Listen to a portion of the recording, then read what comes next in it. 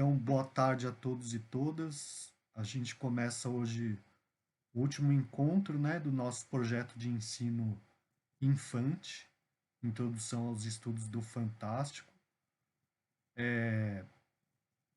O tema do encontro de hoje, né, são dois textos, né, dois autores, sendo um teórico, né, o Davi Rose, que é um crítico e escritor, né, espanhol, contemporâneo, né? Ele está vivo ainda. E o livro mais conhecido dele é esse daqui, né? Ameaça do Fantástico, Aproximações Teóricas, que foi publicado pela editora da Unesp. E o primeiro capítulo se chama justamente Ameaça do Fantástico, né? Então a proposta era ler esse capítulo, o primeiro, Ameaça do Fantástico. E o outro autor que eu propus para hoje é o Julio Cortázar, né? Escritor argentino do século XX, né? Ele tem esse essa edição aqui dos contos dele, né? É uma edição recente, acho que saiu em 2021. E então eu sugeri três contos do Cortázar, né? Sendo A Casa Tomada, Axolote e Final do Jogo, né? Mas claro, vocês poderiam ler outros também se quisessem, né? Eu vou começar com o texto teórico, né, do Davi Rose. Eu projetar um, vou projetar um fichamento que eu fiz aqui, né?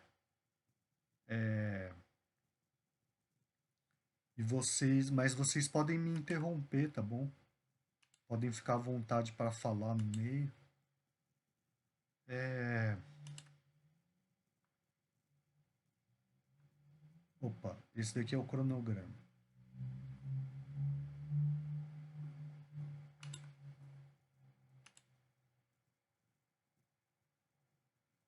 Vou começar de novo.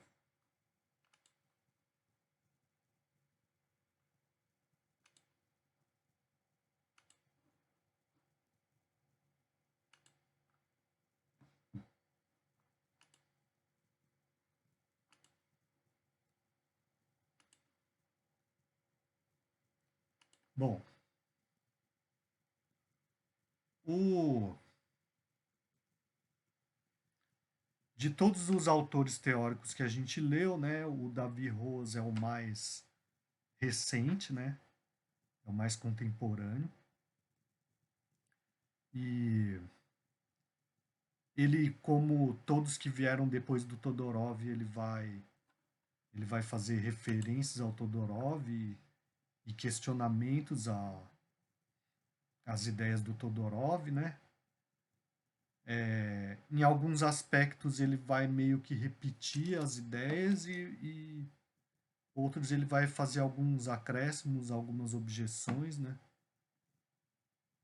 E então eu vou falando assim dos pontos principais e vocês podem me interromper, tá bom? Para fazer perguntas ou questionamentos, enfim. Fiquem à vontade, né? A primeira coisa que ele faz é repetir mais ou menos a ideia que foi estabelecida sobre a diferença entre o fantástico e o maravilhoso, né?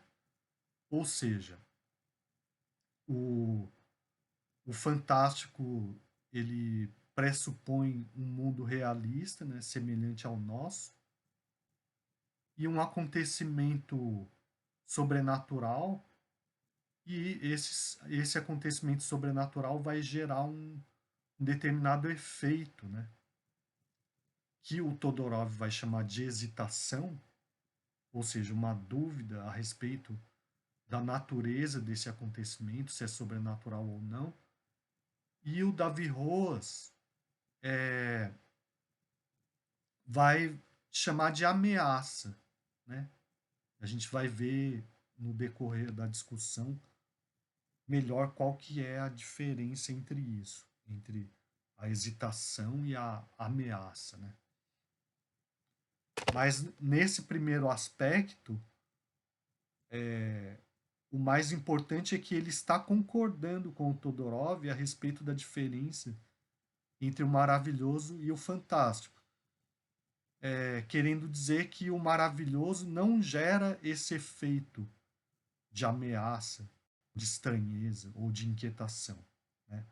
Então, no maravilhoso, os acontecimentos sobrenaturais eles são aceitos é, com tranquilidade, como fazendo parte da convenção narrativa daquela história, daquela obra, né? Então, é fácil a gente pensar em exemplos como O Senhor dos Anéis ou Harry Potter, né? Em que a gente já espera daquele gênero de história que ocorram fenômenos sobrenaturais e por isso a ocorrência desses fenômenos não gera nenhum tipo de reação de estranheza, certo? Esse é o primeiro ponto. Daí depois ele vai acrescentar algumas observações sobre o realismo maravilhoso, né? A gente já falou sobre isso, né? O realismo maravilhoso ele é um gênero que vai aparecer na América Latina, né? Nos países latino-americanos no século XX, né? Sendo que o representante mais conhecido é o Gabriel Garcia Marques, com 100 anos de solidão, né? E o que acontece, de acordo com os teóricos, né? E o Davi Roas, nesse caso, ele não vai questionar o que já está estabelecido, que é que no realismo maravilhoso existe uma convivência harmônica entre o mundo realista e os fenômenos sobrenaturais, né? Eles acabam sendo absorvidos, né? Sem que haja uma estranheza, né? Uma reação de inquietação, né? Então, por exemplo, no 100 anos de solidão, a mulher tá a mulher está pendurando a roupa e começa a ventar muito. Esse vento é muito forte, ela sai voando, né? Então é como se esse fenômeno sobrenatural ele fosse tratado de tal forma que não gera tanto uma estranheza, né? A ponto de o conflito passar a girar em torno daquilo que aconteceu ou de especulações ou reações a partir daquilo que aconteceu, né? Por outro lado, tem uma outra cena bastante marcante, né? Em que algo completamente sobrenatural ou algo completamente natural é tratado com uma estranheza que beira o sobrenatural, que é uma cena em que está chegando uma barra de gelo naquele povoado de Macondo, né? E essa barra de gelo ela é descrita de tal forma que a gente chega a se questionar sobre se antes do advento dos eletrodomésticos não seria possível que uma população num povoado distante estranhasse a presença de uma barra de gelo como algo próximo do sobrenatural, né? Então existe uma mistura assim entre o natural e o sobrenatural, mas essa mistura não chega a ser uma oposição, né, conflituosa, como acontece no Fantástico, certo? Depois o Davi Roas, né, faz uma observação a respeito do maravilhoso cristão, né? Bom, a gente pode pensar no maravilhoso cristão em vários textos, né? Como, por exemplo, nas obras do Ariano Suassuna, né? Então, no Alto da Compadecida ali, tem tem uma história, né? Que acontece num povoado do Nordeste, e daí os personagens morrem e tem um julgamento, né? Então, e nesse julgamento tem a intervenção da compadecida, né? E os personagens eles são absolvidos ou eles vão para o purgatório ou como acontece com João Grilo ele volta, né, para a Terra para se redimir das malandragens que ele aprontou, né? E isso não causa estranheza, faz parte do contexto cultural, né, social, religioso, que se aceite o sobrenatural como parte da realidade, né? Então, isso são acréscimos, né, que não aparecem no texto do Todorov, né? Depois, na sequência, o Davi Rose ele vai resumir as ideias básicas do Todorov, né? Que acho que a gente não precisa tocar nesse assunto de novo, a não ser que alguém queira, né? E vai questionar, né, a ideia de que a hesitação a respeito da natureza de um determinado fenômeno ou da existência de um determinado ser possa ser considerado como o único traço que definiria uma narrativa como fantástica ou não, né? E o grande contra-exemplo do Davi Rose vai ser o Drácula do Bram Stoker, né? Que em momento algum se questiona, né, a existência ou não desse ser, né, na narrativa, e também não se questiona o caráter sobrenatural dele, né? No entanto, a tradição crítica teórica da literatura costuma considerar o Drácula, né, como um exemplo clássico de narrativa fantástica, né? Então, o, o Davi Rose está tentando dizer, não, a gente não pode dizer que a única característica que define o fantástico seja essa hesitação a respeito da natureza de um determinado acontecimento ou da natureza de um determinado ser, né? Porque para o Davi Rose e outros teóricos também vão concordar com ele, né? Isso seria uma definição muito restritiva, né? Colocaria como fantástico um número muito pequeno de textos, né? E como a gente viu também, cronologicamente, o Todorov ele limita o fantástico somente até o século XIX, né? Do século XX em diante já não existiria mais literatura fantástica para o Todorov, né? Então, dito isso, o Davi Rose ele vai redefinir o fantástico como sendo, né, a irrupção do sobrenatural no mundo real e, sobretudo, a impossibilidade de explicá-lo de forma razoável, né? Então,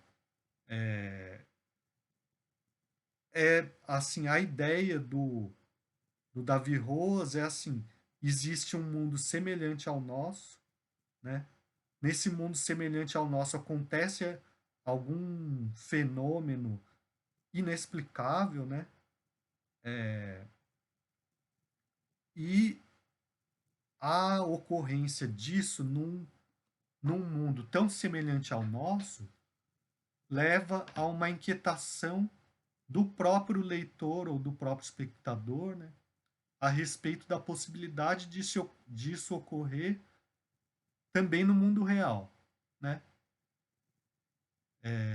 E ele vai dizer, no fantástico, o fenômeno sobrenatural também deve ser sempre entendido como exceção, né? Então aqui, por exemplo, ele está questionando alguns outros tipos de narrativas, né, em que a existência de seres como vampiros ou lobisomens é tão frequente que deixa de ser uma exceção, né? Então, eu tô pensando num filme que eu nunca consegui assistir inteiro, né? É uma série, acho, sei lá, que é Crepúsculo, né? Que é tratado não como fantástico pelo Davi Rose. Por quê? Porque já existem comunidades de vampiros, comunidades de lobisomens, no final das contas, já não são exceções, né? Já não são seres extraordinários, fora do comum. Acaba se tornando algo, acaba sendo mais uma história de adolescente, né? Do que de uma história de inquietação, que gere algum tipo de inquietação fantástica. Né? É, Depois também fala da importância da participação ativa do leitor e do contexto cultural. Bom, isso daí a gente já adiantou quando a gente falou sobre o maravilhoso cristão, né? A gente pode pensar, por exemplo, em outros exemplos, como uma história espírita, né? Numa história espírita se admite a ocorrência de vida após a morte, né? Então, existe vida após a morte, existe a possibilidade de comunicação com aqueles que já morreram, né? Então, isso daí, sendo aceito pelo leitor, pelo espectador, né, não vai gerar o efeito do fantástico. Né? Outra coisa também é a importância do realismo para o fantástico, né? Ou seja, para que exista essa oposição entre um mundo realista e a possibilidade de um evento impossível nesse mundo realista, tem que ter muito bem estabelecido essa verossimilhança na narrativa, né? Quer dizer, se eu começo a contar uma história, era uma vez no mundo distante, então já não se estabelece o realismo necessário para o fantástico, né? E também a questão do código linguístico, né? Vários autores teóricos sobre o fantástico vão tratar dessa questão, né? Quer dizer, uma vez que o fantástico vai tentar dar conta de descrever fenômenos que não são comuns na realidade, né? Então a própria linguagem ela vai ser desafiada a descrever a ocorrência desses fenômenos incomuns, certo? Então alguns autores, como por exemplo Lovecraft, né? Ou o próprio Maupassant, vão criar nomes para aqueles seres que vão aparecer nas suas histórias, porque aqueles seres, uma vez que eles não existem, eles também não têm nome, né? Certo? Ou então fenômenos, né? Como são esses fenômenos? Isso vai ser um desafio para a linguagem criar recursos que deem conta de descrever esses fenômenos, né? Muitas vezes, por exemplo, alguns críticos observam como a descrição dos fenômenos são feitas de forma vaga ou forma contraditória, enfim. eles têm que encontrar recursos para dar conta disso, né? Outra coisa também é que o Davi Rose, né, ele vai dar um destaque para a questão do medo, né? Então, o Todorov, por ser estruturalista, ele tenta excluir o máximo possível aquilo que está fora do texto, né? Inclusive o leitor. O leitor, ele fala, é um leitor virtual, é um leitor potencial que está inscrito no próprio texto, né? Ele não quer considerar o leitor real, porque o leitor real não faz parte da estrutura do texto, e o leitor real, cada leitor é um leitor diferente, pode ter uma reação diferente diante do mesmo texto. Então, o Todorov, por ser estruturalista, ou naquela época, né, final da década de 60 início da década de 70, ainda, ainda comprometido com os pressupostos do estruturalismo, o Todorov tem essa atitude. Né? Então, se eu vou falar de um leitor virtual, eu não vou falar de uma reação afetiva, como um medo, né? Eu vou ter que excluir isso aí. Já o Davi Arrigou, o Davi Rose, já recoloca esse leitor real, né? E vai dar importância para uma reação afetiva que ele vai falar. Pode não ser exatamente o medo, mas é algo parecido com o medo, é uma espécie de inquietação. É uma ameaça que o leitor sente diante da sua própria concepção de realidade. Né? Tem um filme chamado Deixa Ela Entrar, né? Que é um filme relativamente contemporâneo, né? Que é baseado numa obra de um escritor sueco, né? E esse filme ele recebeu duas adaptações. A melhor é uma adaptação sueca, né? Chama Deixa Ela Entrar, que trata de uma menina que é um vampiro, né? É, também não se nesse filme também não se questiona se ela é um vampiro ou não, né? E também não fica essa dúvida, né? Que seria o ponto central do Fantástico no Todorov. Mas, como o mundo é realista, o mundo é muito realista, a história se passa na década de 80, né, na Suécia, e o contexto é muito próximo o contexto cronológico, né, muito próximo do que dos nossos dias, né? Para vocês jovens, talvez não tanto, mas para quem viveu a década de 80, a gente reconhece um monte de elementos ali típicos da época, né? E por incrível que pareça, né? Gera né? Depois que você vendo o filme assim, a maneira como a realidade é retratada e a existência do vampiro é retratada, né? Gera um efeito bem assim bem curioso de inquietação, né? Sabe? Inquietação nesse sentido. Puxa, esse mundo é tão semelhante ao meu e nesse mundo ocorre a existência de uma menina que é um vampiro, né? Se nesse mundo ocorre, no meu que é tão semelhante a esse também poderia ocorrer. Essa é a sensação que a gente fica, né? Por incrível que pareça, né? Mas é que também os temas são todos muito bem trabalhados, né? É uma espécie de drama europeu, né? De um menino pré-adolescente, né? E na década de 80, que conhece essa vizinha num conjunto habitacional ali da periferia da Suécia, né? Ah, então é esse o efeito, né? Que o Davi Rose considera o central para o fantástico. Tudo bem? Daí depois ele vai discutir um conceito de neofantástico, que é um conceito de um autor teórico argentino, né, chamado Al-Azraq, né, que eu não, no final das contas, porque eu tive que enxugar o programa do, do projeto, né, eu acabei cortando.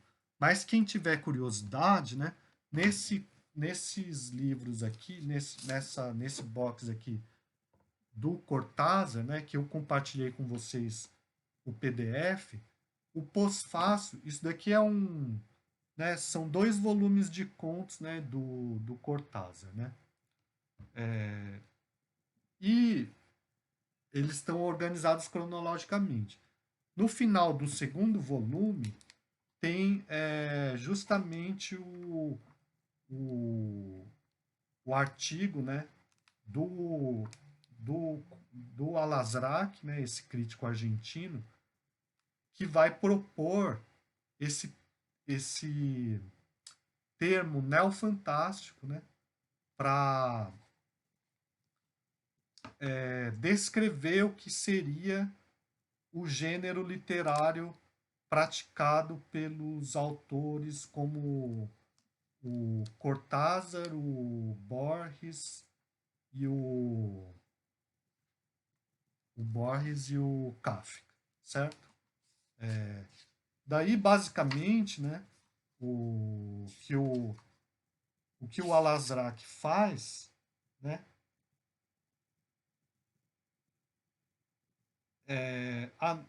não, desculpa, não está aqui, não está aqui. Aqui ele retoma esse termo, mas ele não está falando, ele está falando mais especificamente do Cortázar, né? Mas enfim, eu posso compartilhar o, o artigo do Al-Azraq que propõe esse termo neofantástico, né? Basicamente ele vai dizer assim, olha, o Todorov tenta dizer que não existe mais um fantástico do século XX em diante, mas então a gente tem que pensar no que é esse gênero literário que aparece com o Kafka, o Borges e o Cortázar, dentre outros muitos autores.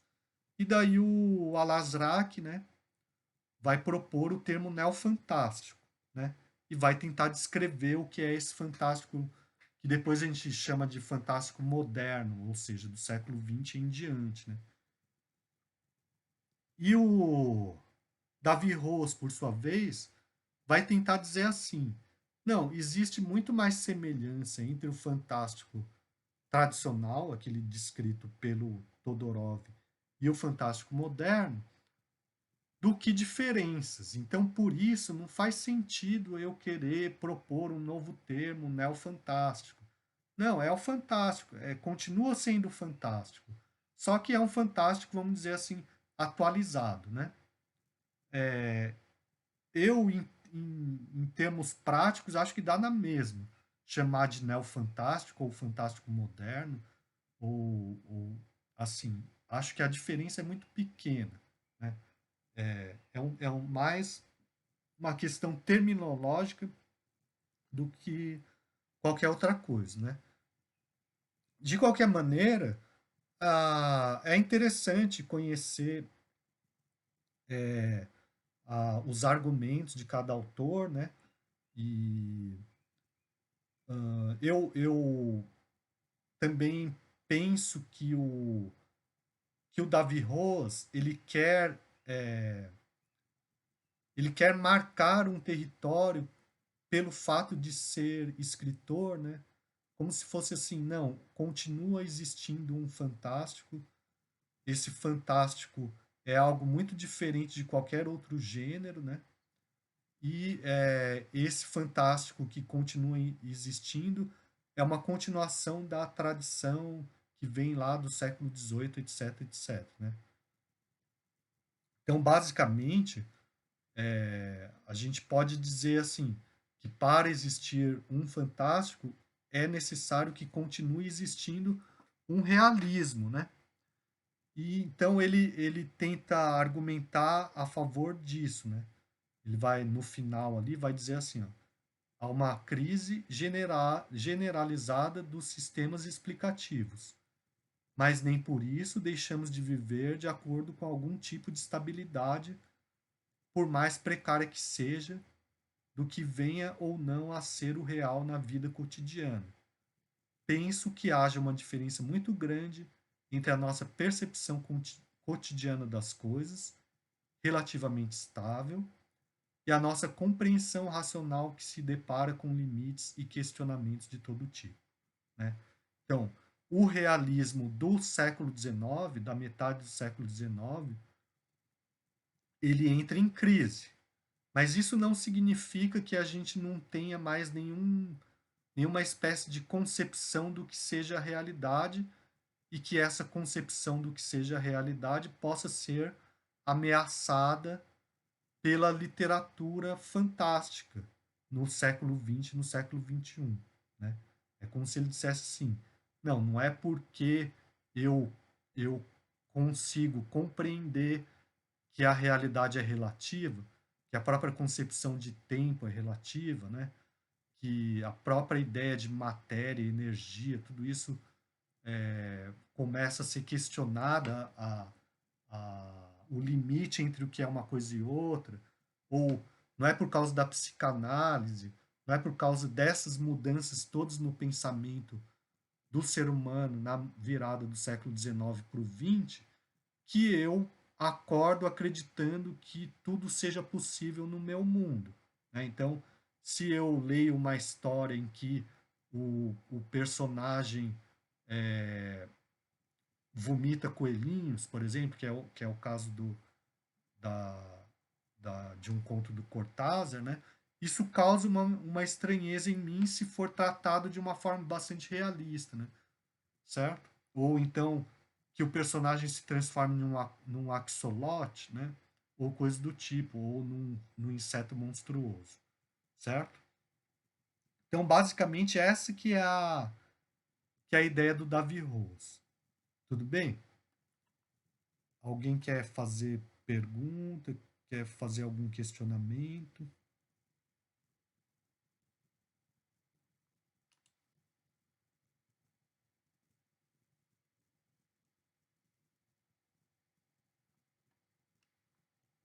Todo mundo leu o texto? Todo mundo achou tranquilo?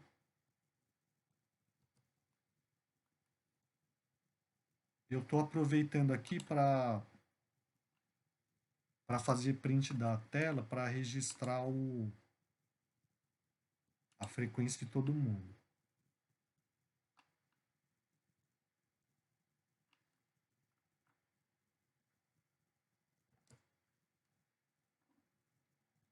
Tá todo mundo com sono por causa do tempo? Como é?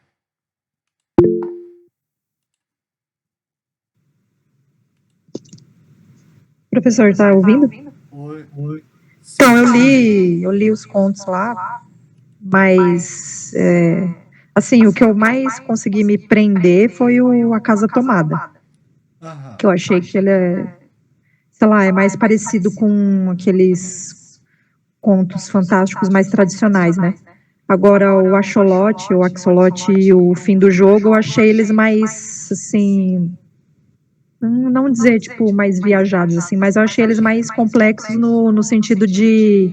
Eu achei estranho toda a normalidade com que é narrado, entendeu?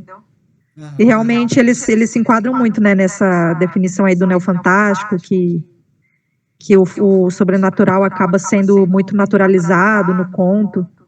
E aí, né, na verdade, é essa a estranheza que a gente sente, né, dos personagens do conto não acharem nada estranho ali, e a gente tá lendo e achar tudo muito estranho.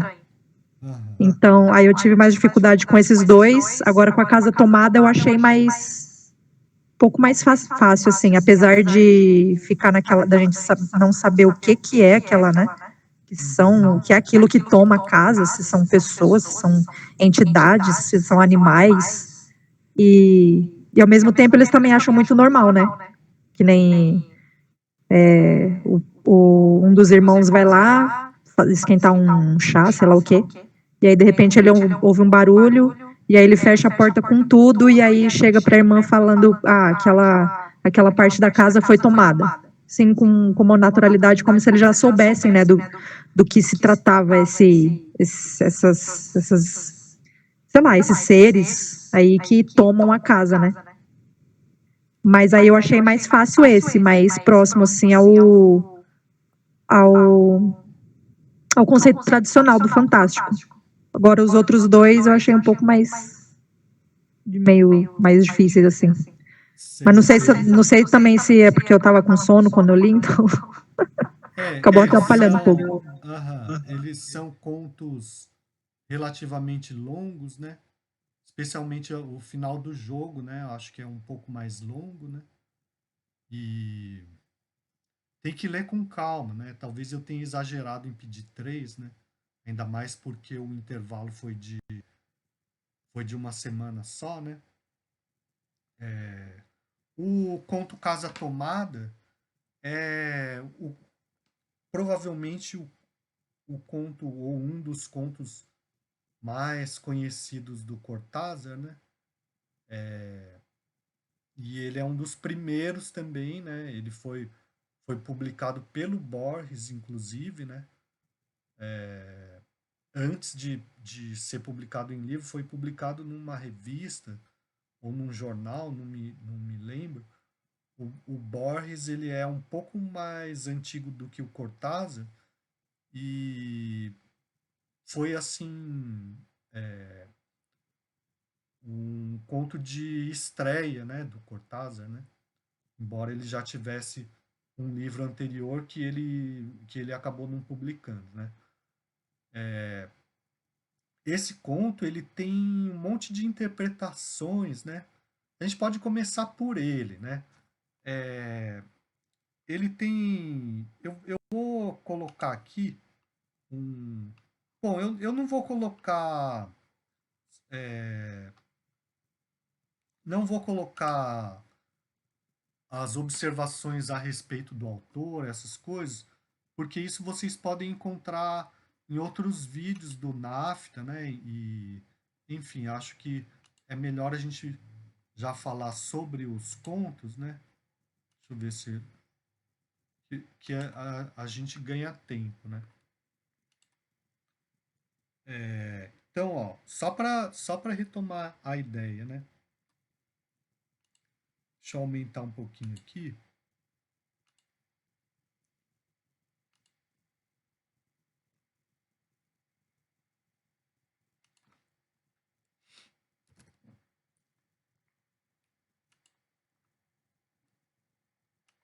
Então, esse conto Casa Tomada, né, é um conto do livro Bestiário.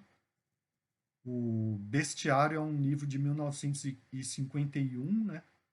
Ele é um dos mais conhecidos do autor, né? E é o primeiro grande livro dele, porque o outro foi escrito, mas não foi publicado, né? E também o outro livro que tem nesse box aqui que eu mostrei para vocês, a publicação é póstuma, né?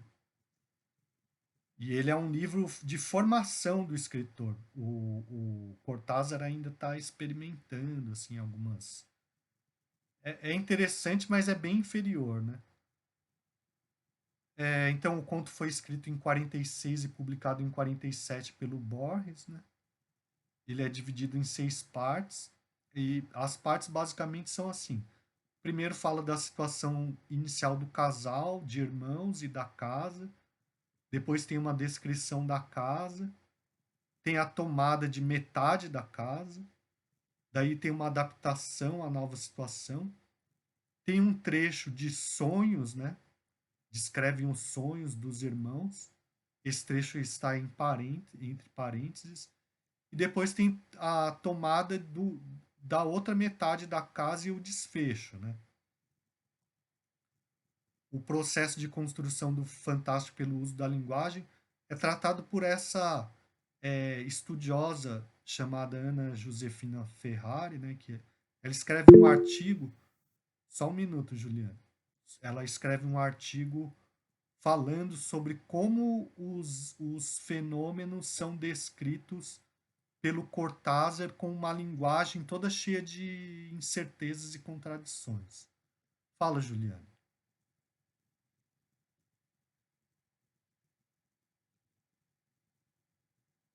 Pode falar. Tem que abrir o seu áudio.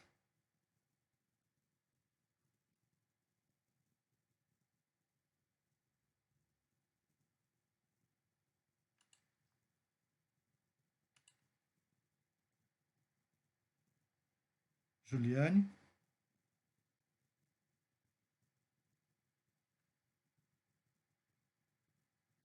Bom, ah, fala, pode falar.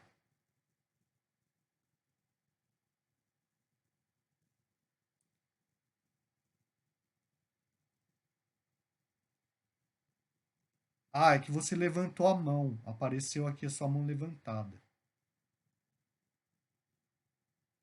Bom, então eu vou continuar, tá bom? É,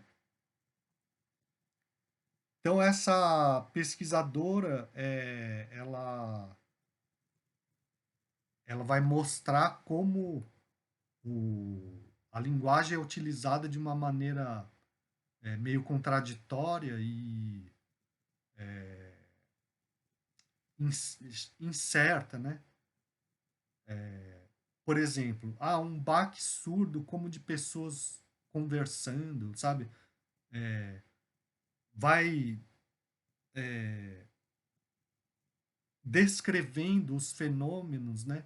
De uma maneira meio duvidosa, assim, que a gente é uma coisa sutil, mas se a gente for não tem lógica, né? Sobre o que de fato aconteceu, né? E como a Aline falou, os personagens, a reação dos personagens é de é de aceitar com uma certa naturalidade, né? O que é uma característica que gera o efeito de estranheza no leitor do fantástico moderno, né? Fala, Matheus. Eu gostei muito desse conto, eu achei o melhor deles, mas essa coisa de. Eu acho muito fascinante quando um conto é tão. Ou mesmo qualquer outra mídia, ele meio que passa assim como um sopro de ar, é muito rápido, mas ele já deixou assim uma. Ele começa com essa coisa de sugerir uma coisa esquisita entre os irmãos. Aham. E isso é muito interessante, que ele já dá uma certa piscadela para uma coisa esquisita, uma coisa meio doente ali, sabe?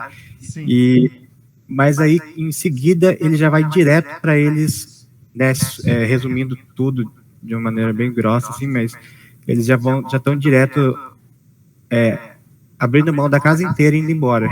Aham. E eu acho fascinante quando tem, assim, quando se questiona a sanidade dos personagens e como eles estão muito abertos a tomar decisões firmes sobre o que a gente vê como loucura, né? O que a gente tem como ver como loucura, a gente não tem como ver aquilo como normal. E, e a própria coisa de chorar é muito interessante, porque realmente eles levam isso com naturalidade, mas mesmo assim é um terror para eles, né?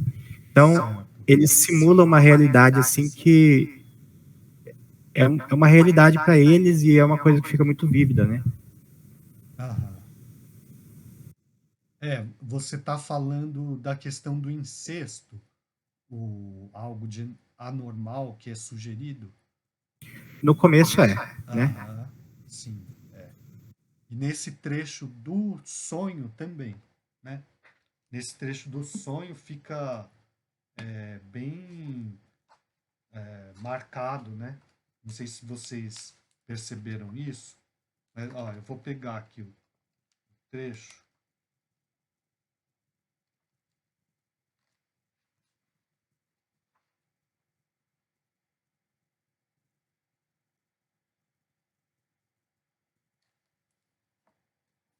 Ó, Quando Irene sonhava em voz alta, eu imediatamente despertava. Nunca consegui me acostumar com aquela voz de estátua ou de papagaio, voz que vem dos sonhos e não da garganta. Irene dizia que meus sonhos consistiam em grandes estremecimentos que às vezes derrubavam o cobertor. Nossos quartos ficavam separados pelo living, mas à noite dava para ouvir tudo o que acontecia na casa. Nós nos ouvíamos respirar, tossir, pressentíamos o gesto dirigido ao interruptor da lâmpada de cabeceira, às mútuas e frequentes insônias. Fora isso, tudo se calava na casa. Durante o dia eram os barulhos domésticos, a fricção metálica das agulhas de tricô, um rangido ao virar as páginas do álbum filatélico, a porta de carvalho, creio que já falei, era maciça, na cozinha e no banheiro, situados no limite da parte tomada, começávamos a falar em voz mais alta ou então Irene cantava canções de ninar. Uma cozinha há muito barulho de louça e vidros, para que nela irrompam outros sons. Raríssimas vezes permitíamos ali o silêncio, mas quando voltávamos para os quartos e para o living, a casa ficava calada e à meia luz. Chegávamos a pisar mais devagar para não nos perturbar. Acho que era pior por isso que à noite. Quando Irene começava a sonhar em voz alta, eu imediatamente despertava. Né? Tem sugestão de coisas que não podem ser ditas ficam apenas sugeridas. Né? Assim, o próprio fato de estar entre parênteses isso aqui. Né? Tem muito a ver com aquela ideia do Freud lá, o que é familiar, né?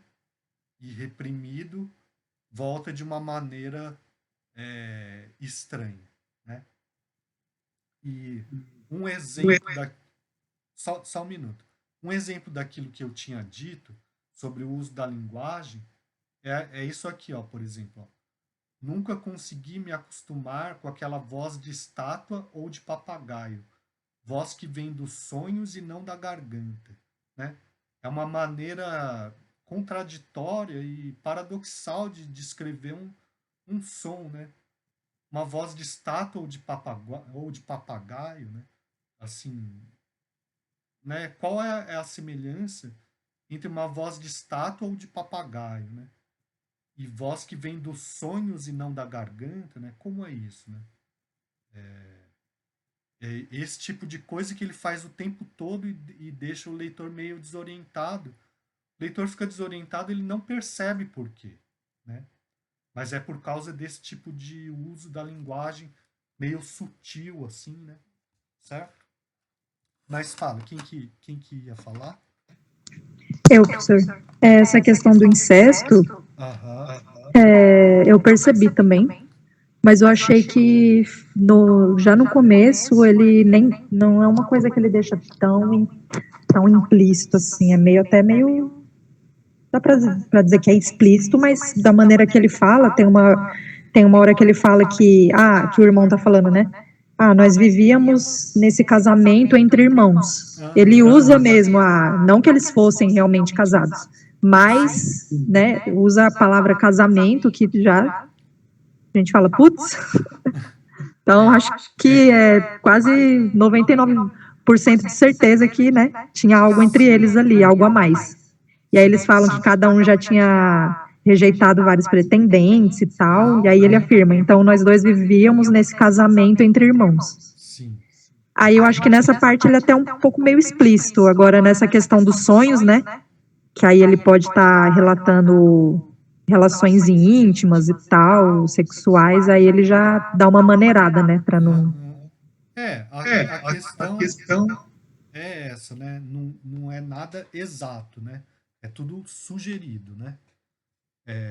E lembra um pouco, né? Também a crítica vai estabelecer essa relação, a queda da casa de Usher, né? Do Poe, que eu acho que foi um dos contos que eu sugeri que vocês lessem, né? Aqui vem uma ameaça que é na casa também, né? E no final eles abandonam a casa, ao contrário do que acontece na casa de Usher, que a casa desmorona com eles dentro, né? Mas também é um casal de irmãos, né? Também tem algo sugerido a respeito dessa relação entre eles, né? E, bom, o espaço da casa seria, assim, como uma representação do espaço do inconsciente, né? E esse conto, como eu falei para vocês, sendo um dos mais conhecidos do Cortázar, ele vai ter inúmeras interpretações diferentes, né? Uma delas é política, né? Relacionada com o peronismo, né? Então, o Cortázar, ele nasceu numa embaixada argentina, né, em Bruxelas, durante a Primeira Guerra. Daí a família dele volta para a Argentina e ele vai viver na Argentina até o advento do peronismo. Quando o Perón assume o governo na Argentina, ele consegue uma bolsa para estudar em Paris, vai lá para Paris e não volta. Né? Ele não volta mais para a Argentina por discordar do governo peronista. Né? Então, o governo de Perón foi marcado pelo populismo, nacionalismo e autoritarismo. Num primeiro momento, afirmou-se pela garantia de direitos trabalhistas, o que ocasionou o aumento do consumo. Num segundo momento, enfrentou crise econômica, com alta da inflação, avançou contra o Estado Democrático de Direito, buscando anular a Suprema Corte e violar a Constituição, controlar a imprensa, cooptar as universidades. Então, por isso que o Cortázar, né, vai preferir viver exilado em Paris, né? Ele foi tradutor, ele foi professor de literatura, além de escritor, crítico, né? Então, tem muitos críticos que vão interpretar esse conto como sendo uma metáfora, né? Uma representação do país tomado por uma ditadura. Né? Essa seria a interpretação política do conto. Né? Já o Al-Azraq, né? E eu concordo com ele, né? Vai dizer assim, não, mais importante não é você dizer, o conto quer dizer isso ou quer dizer aquilo, mas o conto abre a possibilidade de interpretações diferentes ao mesmo tempo, né? Essas é característica do conto fantástico, da literatura de um modo geral, né? Mas do conto fantástico de modo especial, né? Abrir essas possibilidades de interpretação diferentes, certo? Bom, mais alguma coisa que alguém queira falar sobre esse conto?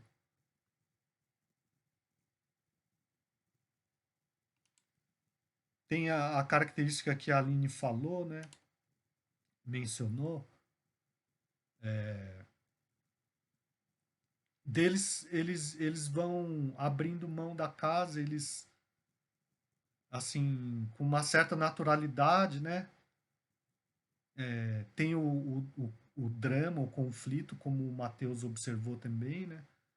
Mas no final os irmãos saem da casa e eles jogam a chave num bueiro para que ninguém tenha a infelicidade de entrar na casa que está invadida, né?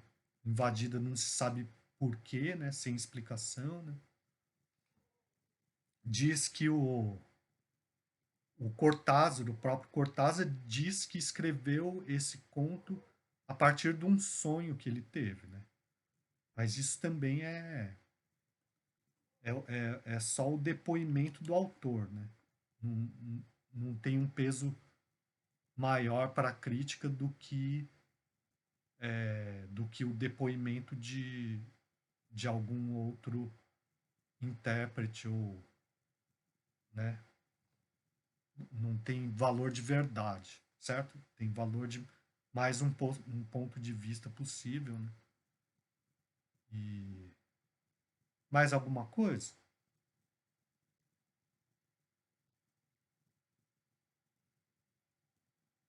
Eu vou compartilhar esses artigos que eu estou mencionando, né? Que são bastante interessantes, inclusive a ponto de, por exemplo, terem feito uma planta da casa a partir da descrição que o Cortázar dá no conto, né? E, bom, então vamos para os demais, né? Eu falei sobre o axolote.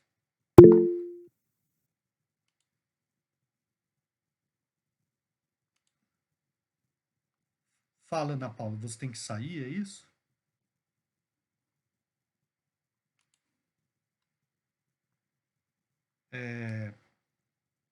O axolote. O axolote é um conto bastante simples, né? O, ó, ele tem as traduções às vezes são um pouco diferentes, né? Ah, tá. O, esse nessa edição aqui da mais recente da Companhia das Letras aparece axolotes, né? Ele aparece em um plural, né? E sem essa terminação TLE que é um pouco estranha para a gente, né? Mas esse animal, né? Inclusive tem agora tem exemplares desse animal no aquário do Pantanal, né? Eu não fui lá ver ainda, mas eu vi que alguns alunos filmaram e me mandaram o vídeo, né? O, esse animal ele é uma espécie de salamandra, né? Ou seja, é um anfíbio, ele vive na água o anfíbio ele vive na água e na terra, né? Mas esse axolote, ele particularmente, ele não se desenvolve o suficiente para viver na terra. Então, ele se mantém como larva durante toda a vida, né? E passa a vida dentro da água, né? Ele é encontrado na cidade do México, né? Atualmente. O nome dele eu fui no aquário só para ver o axolote, tinha lido o conto já. Achou bem bonitinhos. A não ser em casos raros, ele se torna a salamandra terrestre. O nome tem origem no nome do deus asteca Solot, sei lá se é assim que pronuncia, né? É pedomórfico, tem brânquias externas, não tem pálpebras, possui uma segunda membrana mais fina na cauda, tem uma enorme capacidade de regeneração, de membros externos, pernas, mas também de parte do cérebro e do coração. Por isso ele é um animal que desperta a curiosidade dos cientistas, né, para a possibilidade de uso medicinal, né? O que é que ele tem no seu organismo que permite a regeneração de parte do corpo, incluindo o cérebro e o coração, né? Isso pode ajudar o ser humano na cura de algumas doenças, né? Atualmente ele corre risco de extinção no ambiente natural, que são os lagos do México, né? Mas a espécie se mantém preservada pela criação em cativeiro, inclusive aqui em Campo Grande, né? O conto é relativamente curto e simples, né? Tem 8 páginas. Um homem vai visitar em Paris um aquário de axolotes, provavelmente um zoológico, pois se mencionam o leão e a pantera. Ele fica obcecado pelos axolotes, ele fica tão obcecado que acaba se transformando num deles. O mais interessante, no entanto, é o modo como isso é feito, a descrição minuciosa. tanto dos axolotes como da obsessão do homem, do mistério que ele sente, né, pelos axolotes, e a mudança de foco, pela mudança do pronome, né? Eu li esse conto muitas vezes, né? Prestando atenção em como é que se dá essa transformação, né? Logo na primeira frase, logo no primeiro parágrafo, ele já fala, né? Hoje eu sou um axolote, né? Só que ele continua contando a história como do ponto de vista do homem, né? Até no decorrer do conto, ele começa a usar a primeira pessoa do plural, né? Nós, né? Como sendo um dos axolotes do aquário, né? Ó, houve um tempo em que eu pensava muito nos axolotes. Ia vê-los no aquário do Jardim de Plantes e passava horas olhando para eles, observando sua imobilidade e seus escuros movimentos. Agora sou um axolote. Daí ele continua, papapá, contando a história de como ele vai lá visitar obsessivamente esses animais, né? Daí ele isola mentalmente um deles para estudar melhor. E depois, um pouco adiante, ele fala a parte mais sensível do nosso corpo. Daí ele fica oscilando entre o ponto de vista do homem e do axolotle, né? Até o momento em que os dois, né, um de cada lado do aquário, se miram, né, de forma fixa, né? E ele muda de lado, né? Que é quase no final aqui, né? Minha cara estava encostada no vidro do aquário. Meus olhos tentavam mais uma vez penetrar no mistério daqueles olhos de ouro sem íris e sem pupila. Eu olhava bem de perto a cara de um axolotl imóvel junto ao vidro. Sem transição, sem surpresa, vi minha cara contra o vidro. Em vez do axolotl, vi minha cara contra o vidro, via fora do aquário, do outro lado do vidro. Então minha cara se afastou e eu compreendi. Eu era um axolotl, né? Só que a consciência dele continua sendo humana, né? E no final ele imagina que o homem, aquele que se afastou, né, vá escrever sobre nós. E nesta solidão final, a qual ele não volta mais, eu me consolo com a ideia de que talvez vá escrever sobre nós, pensando que imagina um conto vai escrever tudo isso sobre os axolotes. Então é um final completamente paradoxal, né? Porque ele escreve como se fosse um axolotl, né? Imaginando o homem, o escritor. Enfim, cria uma espécie de nó na cabeça, né? Pelo menos para mim, né? Enfim, alguém quer falar alguma coisa?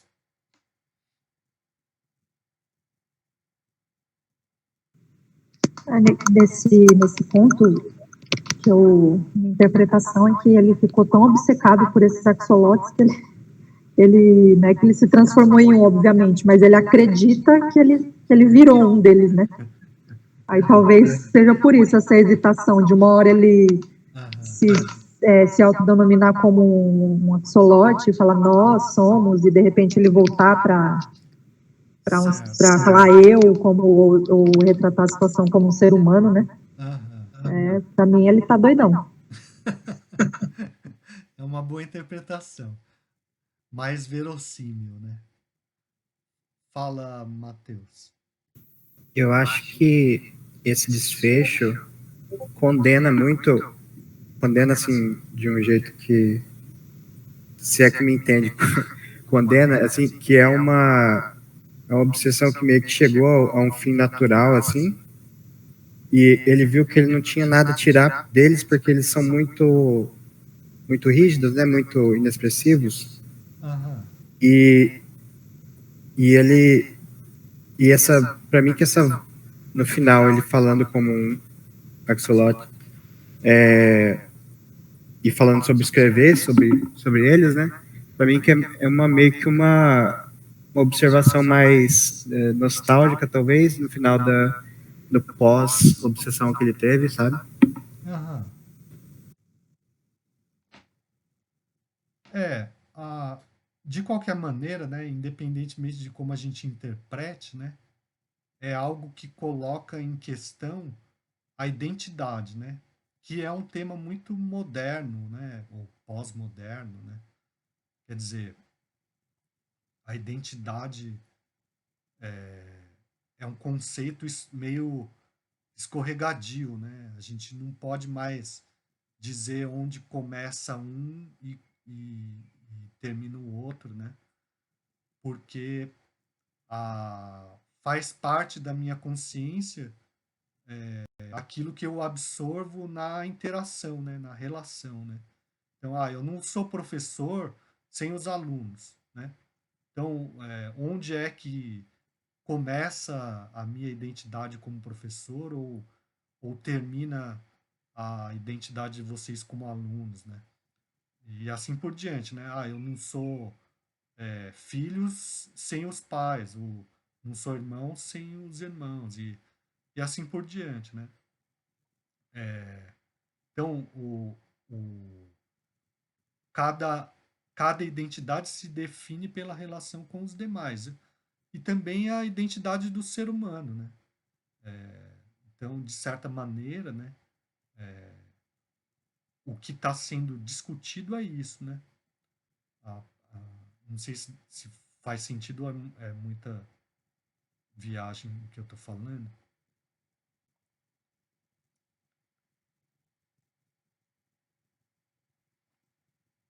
O que vocês acham?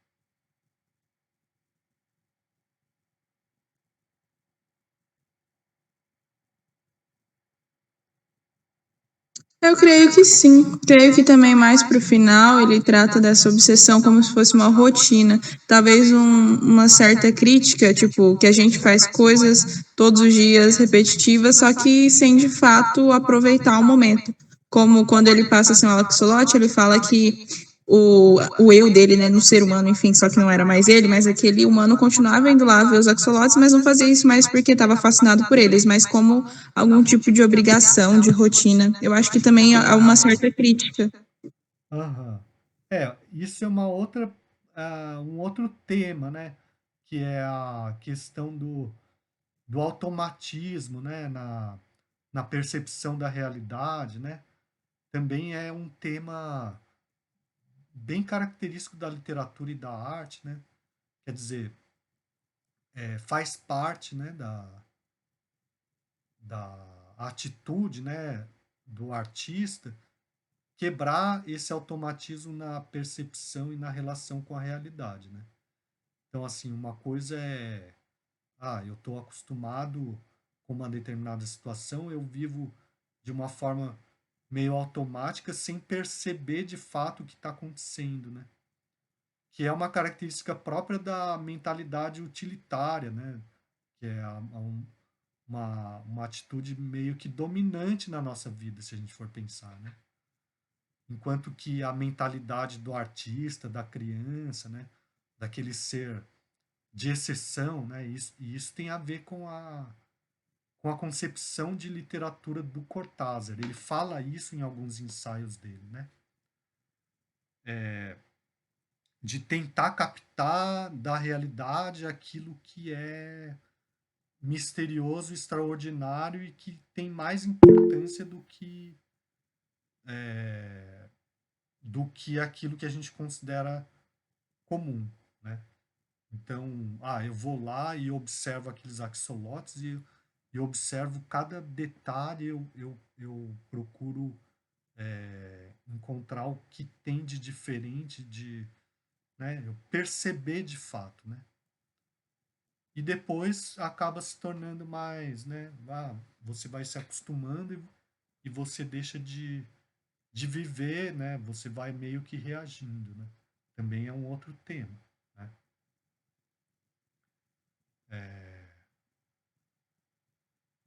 que mais? Sobre essa questão da identidade, tem outros contos do Cortázar, né, e de outros autores também, né, que vão, de certa maneira, tratar disso, né?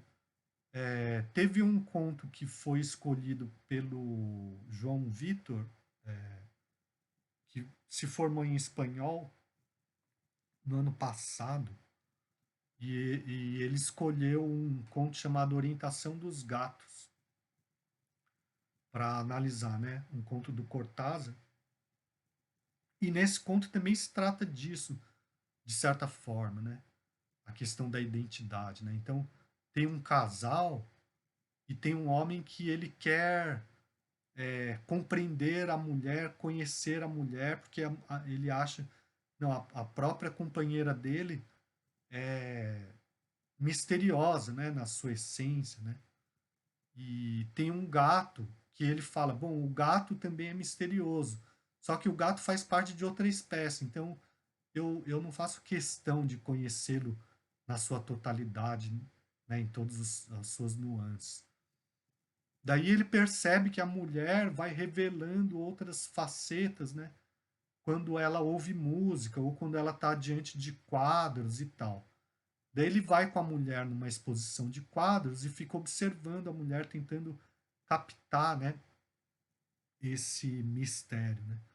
Até que no final tem um desfecho meio enigmático, mas para mim esse desfecho leva à compreensão, né, do próprio protagonista de que ele é um aspecto misterioso na própria existência da mulher, né? Porque o gato, né, tem aquela ideia de que de que o gato muitas vezes fica olhando fixamente para um ponto que não tem nada, né? Não sei se vocês já ouviram essa história. E daí a cultura popular fala, ele está olhando, ele viu um fantasma. E o Cortázar vai dizer, não, ele não viu o fantasma. Né? Porque falar que viu um fantasma é uma explicação que acaba sendo fácil, né? Mas, enfim, por que eu estou dizendo isso? Porque no final do conto, a mulher fica diante de um quadro que tem um gato e ela olha fixamente para um ponto parado, um ponto vazio, e o gato do quadro também. Até que o protagonista se dá conta de que esse ponto vazio é ele, né? Mas, assim, eu estou simplificando, né? Mas, então, basicamente, me parece que o tema é parecido, né? Esse tema das identidades, né? Que a identidade dele, no final das contas, é tão misteriosa quanto a identidade da mulher que ele quer captar em sua totalidade, né? Bom, tem mais um conto, né? Que é o final do jogo. Alguém quer falar sobre esse conto? Que achou? Professor, desse aí eu vou me abster, porque esse eu achei bem esquisitão, e foi esse que eu li quando eu estava com sono. Aí eu lia e aí eu via lá umas meninas que vão para a beira que vão para a linha de trem, ficar dançando, aí passa um trem, aí tem um cara no trem que fica olhando elas, e aí de repente ele fica mandando bilhete para elas, falando que uma delas é a mais bonita, e aí tipo, eu lia, aí eu cochilava, aí eu voltava e lia de novo, e eu falava, meu Deus, o que é isso? Aí essa eu vou me abster. Professor, eu li esse. E eu também estava lendo do ônibus, algumas vezes eu dei uma cochilada aí para pegar o tranco de novo. Mas assim, a ideia que eu tive dele no modo geral, não sei se está certo, o senhor pode me corrigir, obviamente, mas eu entendi que eram crianças quase que adolescentes e elas brincavam de simbolizar sentimentos, também com estátuas, enfim, e a escolhida tinha que simbolizar essa estátua e tinha acessórios, enfim. Isso acontecia ali na parte atrás do trem. Eu fiquei com a sensação, com o pressentimento, de que ia acontecer alguma coisa meio assustadora, ou sei lá, meio tipo, meu Deus, um plot twist. Porque Poxa, é num rolê de trem, são crianças, e depois aparece a menina sonhando que passou um trem nas costas, não sei o quê, e depois passavam em cima dela. Então eu falei, vixe, isso vai acontecer. Mas no final das contas, não. E o que dá a entender é que a escolhida desse carinha do trem, né, que ele meio que se apaixonou por essa escolhida, ela tem algum tipo de doença, porque diz que ela não precisava arrumar as coisas, não precisava arrumar a casa, e também a costa dela ajudava que ela fosse mais ainda, parecesse uma estátua, né? Porque ela não tinha essa mobilidade, ela não conseguia nem mexer o rosto. E esse carinha acabou se apaixonando por ela, e ela não pôde ir enfim, para conhecer, ele conheceu as meninas, né, as outras duas crianças, e no final o que dá a entender é que essa menina acaba morrendo. Eu posso ser enganada, mas eu imagino que talvez tenha sido isso, porque aparece que ela não vai lá de novo, que ela chora, que ela estava meio triste, e o rapaz lá, peraí só um pouquinho. E o rapaz, ele acaba, né? É uma hipótese das meninas que ele tenha mudado de lugar do trem, justamente para não ver essas meninas e que talvez ele estava chorando enquanto olhava o rio lá. Então, o que deu a entender é isso. Eu não achei nada de muito sobrenatural, que é uma característica do Fantástico. Mas eu acho que é por isso também que ele se enquadra no neofantástico, né? Que são essas questões mais humanas, enfim. Enfim, foi isso que eu entendi. Certo, obrigado, Luana. Mais alguém quer falar sobre esse conto? A Luana, embora ela tenha dito que dormiu um pouco, cochilou e tal, e que não teve, né, uma concentração tão boa, ela praticamente assim captou tudo que é o principal do conto, né? De fato é isso, né? A Aline também, embora também não tenha lido com o máximo de atenção, né? Conseguiu captar grande parte dos aspectos principais, né? Então, são 3 meninas, elas são pré-adolescentes, né? Uma delas, ela tem uma deficiência, assim, né? E elas brincam na, na, perto do trilho do trem, que é onde elas moram, né? Moram elas 3 e mais a mãe e a tia. Não dá para saber exatamente quem é a irmã de quem, né? Mas elas, assim, são primas e irmãs, né, entre si. E daí elas fazem essas brincadeiras de mímica, de imitar gestos e atitudes, né? E tem enfeites, se enfeitam, tal. Tem as regras do jogo, né? Até que um rapaz que passa lá de trem começa a jogar bilhete para elas e ele gosta mais dessa que tem a deficiência que, se não me engano, se chama Letícia, né? A narradora não tem nome, né? E daí a Letícia, esse rapaz quer ele quer conhecer as 3, especialmente a que ele diz a mais bonita e a mais preguiçosa, ou seja, a que se move menos, né? E que é a que tem uma deficiência, né? Tem uma espécie de paralisia, né? Alguma coisa assim. Que não é dito de forma clara, né? Mas é sugerido, né? Também. E daí a Letícia faz uma última aparição, né? Por isso que é o final do jogo, né? E depois e manda um bilhete de resposta que não se sabe o que está escrito nesse bilhete, né? Mas depois disso o rapaz não aparece mais, né? Do mesmo lado do trem, ele se, se sugere que ele mudou de lado, né? O final do jogo é também o final desse período de pré-adolescência aí, né? Que é uma espécie de descoberta de sentimentos, descoberta de um monte de coisas, né? E, de fato, não tem nada de sobrenatural, né? Então, esse conto, quando eu li também, e depois a gente vai lendo outros contos do Cortázar, e a gente vai vendo que alguns não tem, né? E por quê? Porque ele, Cortázar, ele não está preocupado em escrever de acordo com um modelo que algum teórico denominou como neofantástico ou fantástico moderno, né? Ele é um artista, né? Assim como um músico que não está preocupado, eu só faço música de um determinado estilo ou outro, né? Ele quer ter a liberdade para expressar aquilo que importa para ele da maneira como ele acha interessante, né? Então, tem até uma entrevista do Cortázar, uma entrevista não, uma palestra, né?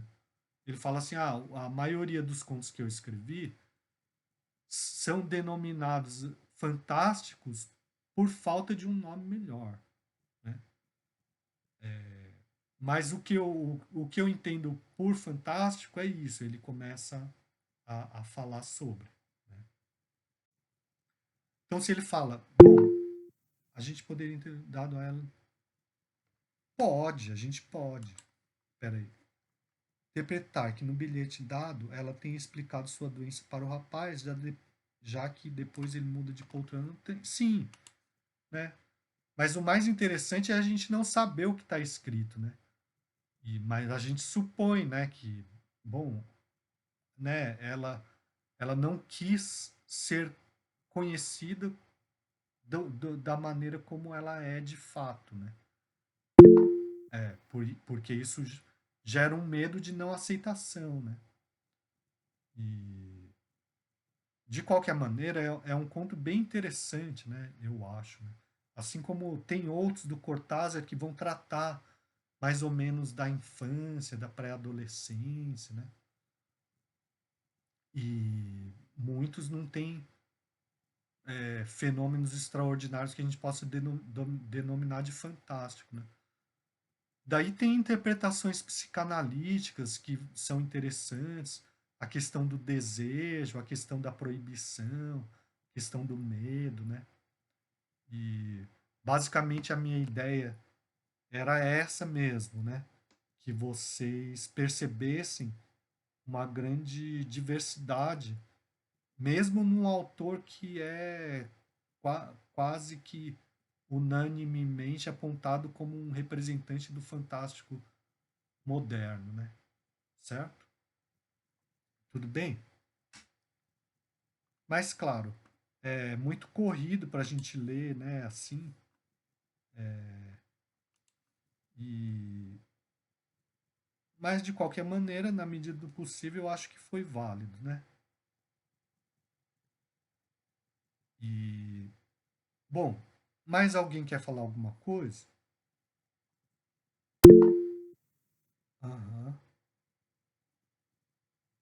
Então, basicamente... Eu acho que Fala, foi fala. super válido, sim, professor. Eu gostei bastante, gostei de ter participado, eu aprendi muita coisa. Aí eu até fiquei até curiosa sobre o NAFTA, né? Queria até que você fizesse um resumo do que é e se de repente você vai abrir novas turmas brevemente. Tá. O NAFTA é um projeto de extensão, né? Então ele funcionou muito bem durante a pandemia, né? Porque o projeto de extensão ele se define pela participação de membros externos à comunidade da UEMS, né?